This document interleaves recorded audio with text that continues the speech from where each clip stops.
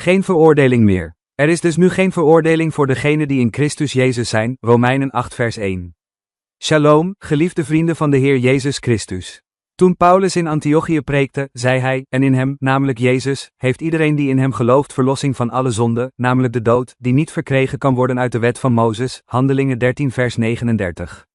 De wet brengt de dood met zich mee, dood, voor ons, Romeinen 7 versen 10 en 11, maar uit de lezing van vandaag biedt Jezus verlossing en nieuw leven, Romeinen 8 vers 1. De reis van volgelingen van Christus is als reizen op een schip, niet zelden aangereden door golven en tegenwind, soms kunnen de beproevingen van het leven ervoor zorgen dat we van God verdwalen.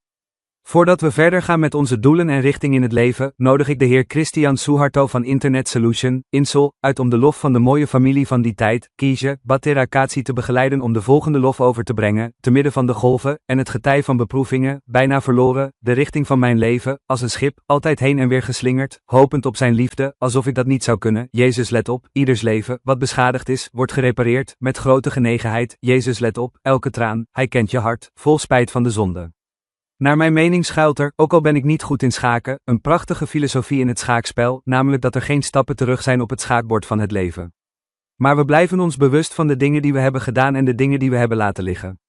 Onze zonden maken ons angstig. Zonden en fouten zijn goed. Ze kunnen ons aanmoedigen om echt te hopen dat we ons verleden kunnen herstellen, ons kunnen bekeren en vergeving kunnen ontvangen.